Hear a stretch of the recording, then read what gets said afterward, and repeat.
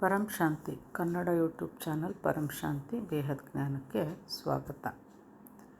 ಬಾಪೂಜಿಯವರು ಹೇಳೋ ಪ್ರಕಾರ ಕರ್ಮ ಅನ್ನೋದು ಪ್ರತಿಯೊಂದು ಮಾನವ ಅನುಭವವನ್ನು ನಿಯಂತ್ರಿಸುವ ಅತ್ಯುನ್ನತ ಆಧ್ಯಾತ್ಮಿಕ ನಿಯಮ. ಕರ್ಮವು ಕೇವಲ ಬಾಹ್ಯ ಕ್ರಿಯೆಗಳಿಗೆ ಮಾತ್ರ ಸೀಮಿತವಾಗಿಲ್ಲ ಎಂದು ಬಾಪೂಜಿಯವರು ವಿವರಿಸ್ತಾರೆ. ಮನಸ್ಸಿನಲ್ಲಿ ಹಾದು ಹೋಗುವಂತಹ ಪ್ರತಿಯೊಂದು ವಿಚಾರ, ಆಲೋಚನೆ ಹಾಗೂ ನಾವು ಬಾಯಿಯಿಂದ ಆಡುವ ಪ್ರತಿಯೊಂದು ಮಾತು ಹಾಗೂ ಶರೀರದಿಂದ ಮಾಡಲ್ಪಡುವ ಪ್ರತಿಯೊಂದು ಕಾರ್ಯವೂ ಕರ್ಮವನ್ನು ಸೃಷ್ಟಿ ಮಾಡುತ್ತದೆ. ಆತ್ಮವು ಏನನ್ನು ಮಾಡುತ್ತದೆಯೋ, ಏನನ್ನು ಹೇಳುತ್ತದೆಯೋ ಅಥವಾ ಕಲ್ಪನೆ ಮಾಡಿಕೊಳ್ಳುತ್ತದೆಯೋ ಅದ್ಯಾವುದೂ ಕೂಡ ಈ ಕರ್ಮದ ಕಪಿಮುಷ್ಟಿಯಿಂದ ತಪ್ಪಿಸಿಕೊಳ್ಳಲು ಸಾಧ್ಯವೇ ಇಲ್ಲ. ಇದೇ ಕಾರಣಕ್ಕಾಗಿ ಕರ್ಮವು ಒಬ್ಬ ಮನುಷ್ಯನು ಗ್ರಹಿಸಬಹುದಾದ ಅತ್ಯಂತ ಮೂಲಭೂತವಾದಂತಹ ಸಿದ್ಧಾಂತವಾಗಿದೆ. ಏಕೆಂದರೆ ಜೀವನದ ಪ್ರತಿಯೊಂದು ಫಲಿತಾಂಶವೂ ಸುಖ, ದುಃಖ, ಸಂಬಂಧಗಳು, ಧನ, ಆರೋಗ್ಯ, ಜನ್ಮ, ಮರಣ ಇದೆಲ್ಲವೂ ಬೆರಳು ಮಾಡಿ ತೋರಿಸುತ್ತಿರುತ್ತದೆ. ಕರ್ಮದ 3 ಮಾಧ್ಯಮಗಳಿವೆ. ಬಾಪೂಜಿಯವರ ಪ್ರಕಾರ ಕರ್ಮವು 3 ಪ್ರಮುಖ ಮಾಧ್ಯಮಗಳ ಮೂಲಕ ಉತ್ಪತ್ತಿಯಾಗುತ್ತದೆ: ವಿಚಾರ, ವಚನ ಮತ್ತು ಕರ್ಮ. ಒಂದು ಆಲೋಚನೆಯು ಕಣ್ಣಿಗೆ ಕಾಣಿಸದಿದ್ದರೂ ಸಹ ಅದು ಸ್ವತಃ ಒಂದು ಕರ್ಮವೇ ಆಗಿದೆ. ಏಕೆಂದರೆ ಅದು ಒಂದು ಕಂಪನ, ಒಂದು ಸ್ಪಂದನವನ್ನು ಸೃಷ್ಟಿ ಮಾಡುತ್ತದೆ.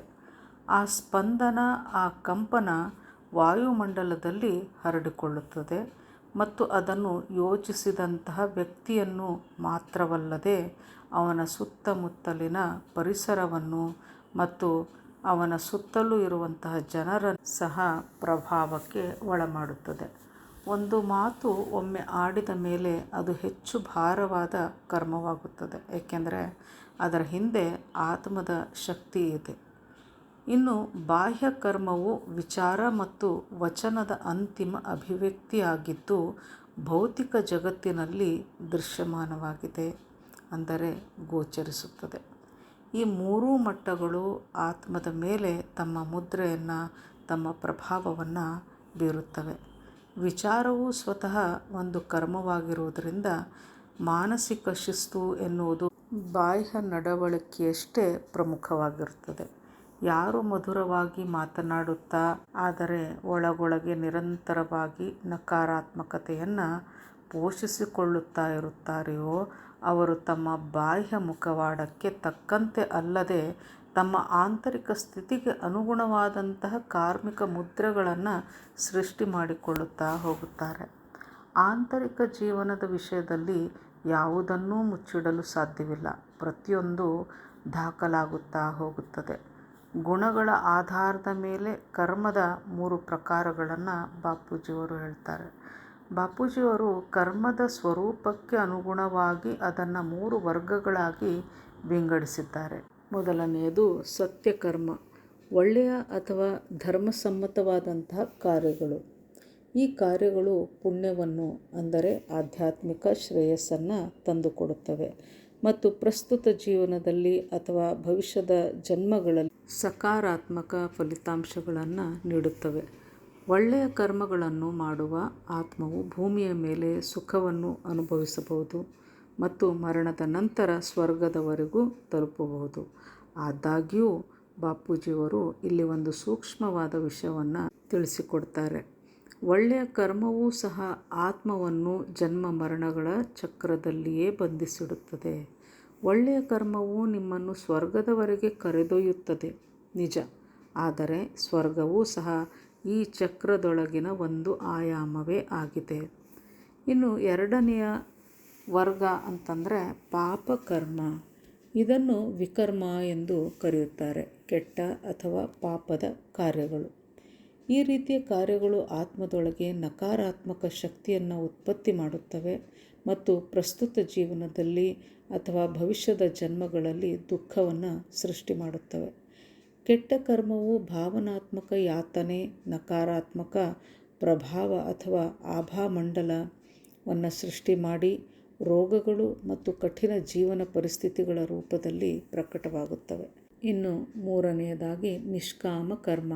ಇದನ್ನು ಅಕರ್ಮ ಎಂದು ಕರೆಯುತ್ತಾರೆ. ಅಂದರೆ ಯಾವುದೇ ವೈಯಕ್ತಿಕ ಫಲಿತಾಂಶದ ಆಸೆ ಇಲ್ಲದೆ ಮಾಡಲಾಗುವಂತಹ ಕಾರ್ಯ ಅಥವಾ ಕರ್ಮಗಳು. ಇದು ಪರಮಾತ್ಮನ ಸ್ಮರಣೆಯಲ್ಲಿ ಫಲ ಅಥವಾ ಮನ್ನಣೆಯ ಬಗೆಗಿನ ಯಾವುದೇ ಆಸಕ್ತಿ ಇಲ್ಲದೆ ಮಾಡುವಂತಹ ಕರ್ಮವಾಗಿದೆ. ಇಂತಹ ಕರ್ಮವು ಆತ್ಮವನ್ನು ಯಾವುದೇ ಕಾರ್ಮಿಕ ಬಂಧನದಲ್ಲಿ ಅಂದರೆ ಕರ್ಮ ಬಂಧನದಲ್ಲಿ ಸಿಲುಕಿಸುವುದಿಲ್ಲ. ಕಾರಣ ಶರೀರದ ಅಂದರೆ ನಮ್ಮ ಕಾರಣ ದೇಹ, ಅದರಲ್ಲಿ ಈ ಎಲ್ಲ ಕರ್ಮಗಳು ರೆಕಾರ್ಡ್ ಆಗಿರುತ್ತವೆ. ಆ ಒಂದು ಕಾರಣ ಶರೀರದ ಮೇಲೆ ಮತ್ತಷ್ಟು ಹೊರೆಯನ್ನು ಹೇರದಂತಹ ಏಕೈಕ ಪ್ರಕಾರದ ಕರ್ಮ ಎಂದರೆ ಅದು ನಿಷ್ಕಾಮ ಕರ್ಮವಾಗಿದೆ. ಬಾಪೂಜಿಯವರು ಸ್ಪಷ್ಟವಾಗಿ ಹೇಳ್ತಾರೆ, ನಿಷ್ಕಾಮ ಕರ್ಮವನ್ನು ಮಾಡಲು ನಿಜವಾಗಿಯೂ ಸಮರ್ಥರಾಗಿರುವಂತಹ ಆತ್ಮಗಳು ಅತ್ಯಂತ ಅಪರೂಪ. ಏಕೆಂದರೆ ಮಾನವನ ಬಹುಪಾಲು ಕಾರ್ಯಗಳು ಆಸೆ, ಅಹಂಕಾರ, ಇಚ್ಛೆಗಳು, ಅಪೇಕ್ಷೆ, ಆಸಕ್ತಿಯಿಂದಲೇ ಪ್ರೇರೇಪಿತವಾಗಿರುತ್ತವೆ. ಆದರೆ ಈ ವರ್ಗವು ಅತ್ಯುನ್ನತ ಆದರ್ಶವಾಗಿ ಅಸ್ತಿತ್ವದಲ್ಲಿದೆ ಮತ್ತು ಇದರ ಕಡೆಗೆ ಇಡುವ ಸಣ್ಣ ಹೆಜ್ಜೆಯೂ ಸಹ ನಮ್ಮನ್ನು ಕರ್ಮಚಕ್ರದಿಂದ ಮುಕ್ತಗೊಳಿಸುತ್ತದೆ. ಹೀಗಾಗಿ ಮನುಷ್ಯ ಕರ್ಮ ನಿಯಮವನ್ನು, ಕರ್ಮದ ಜ್ಞಾನವನ್ನು ತಿಳಿದುಕೊಳ್ಳಬೇಕು. ಕರ್ಮದ ಸಿದ್ಧಾಂತದ ಜ್ಞಾನವಿಲ್ಲದೆ ಆತ್ಮವು ತನ್ನ ಜೀವನದ ವಿಷಯದಲ್ಲಿ ಕುರುಡಾಗಿಯೇ ಉಳಿದುಕೊಳ್ಳುತ್ತದೆ ಎಂದು ಬಾಪೂಜಿಯವರು ಪದೇ ಪದೇ ಹೇಳುತ್ತಿರುತ್ತಾರೆ. ಜ್ಞಾನ ಬಂದಾಗ ನಮ್ಮ ಎಲ್ಲ ಕರ್ಮಗಳು ಸರಿಯಾದ ದಾರಿಗೆ ಬರುತ್ತವೆ.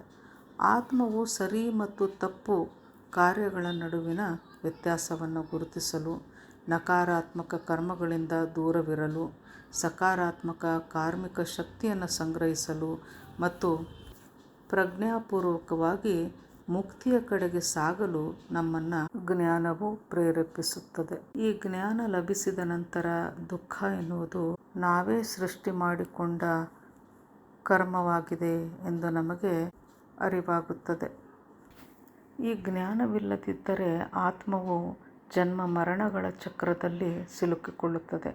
ಅದು ತನ್ನ ಫಲಿತಾಂಶಗಳನ್ನು ಅರ್ಥ ಮಾಡಿಕೊಳ್ಳದೆ ಸಹಜ ಪ್ರವೃತ್ತಿಯಿಂದ ಕಾರ್ಯನಿರ್ವಹಿಸುತ್ತದೆ ಮತ್ತು ಜೀವನದಿಂದ ಜೀವನಕ್ಕೆ ಕಾರ್ಮಿಕ ಬಂಧನಗಳ ಪದರುಗಳನ್ನು ಸೇರಿಸುತ್ತಾ ಹೋಗುತ್ತದೆ.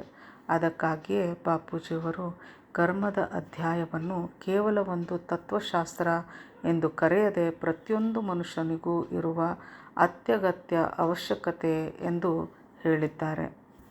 ಕರ್ಮದ ಲೆಕ್ಕಾಚಾರ ಎನ್ನುವುದು ಕೇವಲ ಒಂದು ಜನ್ಮದ ವಿಷಯವಲ್ಲ. ಆತ್ಮವು ಅಸಂಖ್ಯಾತ ಜನ್ಮಗಳಿಂದ ಕರ್ಮದ ಬಂಧನಕ್ಕೆ ಒಳಗಾಗುತ್ತಾ ಬಂದಿದೆ. ಮನಸ್ಸಿನಿಂದ ಮಾಡಲ್ಪಡುವ ಕರ್ಮ ಅತ್ಯಂತ ಆಳವಾದ ಪ್ರಭಾವವನ್ನು ಬೀರುತ್ತದೆ. ಬಾಪೂಜಿಯವರು ಒಂದು ಪ್ರಭಾವಶಾಲಿ ವಿಷಯವನ್ನು ಹೇಳ್ತಾರೆ. ಮನುಷ್ಯನು ಮಾಡುವ ಎಲ್ಲ ಕರ್ಮಗಳಲ್ಲಿ ಮನಸ್ಸಿನಿಂದ ಮಾಡಲ್ಪಡುವ ಕರ್ಮವೇ ಅತ್ಯಂತ ಆಳವಾದ ಪ್ರಭಾವವನ್ನು ಬೀರುತ್ತದೆ. ಶಾರೀರಿಕ ಕರ್ಮ ದೃಶ್ಯಮಾನವಾಗಿದ್ದು ಇದು ಸೀಮಿತವಾಗಿದೆ. ಆದರೆ ಮಾನಸಿಕ ಕಾರ್ಯವು ಕಣ್ಣಿಗೆ ಕಾಣಿಸುವುದಿಲ್ಲ, ಅದು ವಿಶಾಲವಾಗುತ್ತಾ ಹೋಗುತ್ತದೆ. ಒಂದು ಸಣ್ಣ ನಕಾರಾತ್ಮಕ ಆಲೋಚನೆಯು ಸಾವಿರಾರು ಕಿಲೋಮೀಟರ್ ದೂರದಲ್ಲಿ ಕುಳಿತಿರುವಂಥ ವ್ಯಕ್ತಿಯನ್ನು ಸಹ ಪ್ರಭಾವಕ್ಕೆ ಒಳಗು ಮಾಡುತ್ತದೆ. ಏಕೆಂದರೆ ಆಲೋಚನೆಯು ಅದರ ಸ್ಪಂದನ, ಅದರ ಕಂಪನದ ಮಾಧ್ಯಮದ ಮೂಲಕ ಪ್ರಯಾಣ ಬೆಳೆಸುತ್ತದೆ. ಭಗವದ್ಗೀತೆಯಲ್ಲಿ ಕೃಷ್ಣನು ಸಹ ಯೋಚಿಸುವುದೂ ಸಹ ಒಂದು ಕರ್ಮ ಎಂದು ಹೇಳುತ್ತಾನೆ ಮತ್ತು ಬಾಪೂಜಿಯವರು ಇದೇ ಶಿಕ್ಷಣವನ್ನು ಪ್ರಾಯೋಗಿಕ ಪದಗಳಲ್ಲಿ ವಿವರಿಸುತ್ತಾರೆ.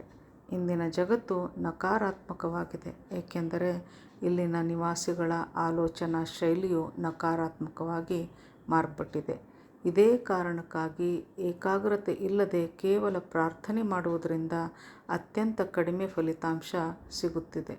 ಅನೇಕ ಜನರು ತಾವು ದೇವರನ್ನು ಪೂಜಿಸುತ್ತಿರುವುದಾಗಿ ಹೇಳಿಕೊಳ್ಳುತ್ತಾರೆ, ಆದರೆ ಪ್ರಾರ್ಥನೆಯ ಸಮಯದಲ್ಲಿ ಅವರ ಮನಸ್ಸು ಬೇರೆಲ್ಲೋ ಅಲಿಯುತ್ತಿರುತ್ತದೆ ಎಂದು ಬಾಪೂಜಿಯವರು ಹೇಳ್ತಾರೆ.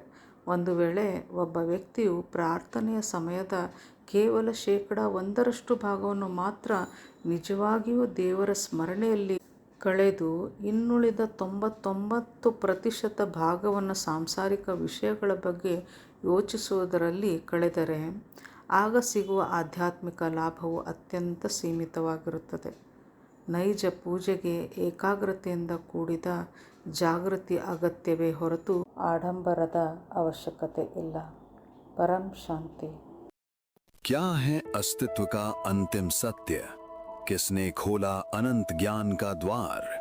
2026 में होगा रहस्य का उद्घाटन। परम शांति, अंतिम परम सत्य। बापूजी दशरथ भाई पटेल के जीवन पर आधारित आध्यात्मिक जीवनी जलरा रही है। जुड़े रहिए। की परम शांति सोचो, बोलो परम शांति। Join us daily for our morning live meditation, Monday to Saturday, 5:30 to 6:30 a.m. Join us daily for live meditation, 10 p.m. to 11 p.m. on YouTube Live. Subscribe now. Website www.paramshanti.org. Email us anant@paramshanti.org. Like, share, subscribe. Join today. बेहद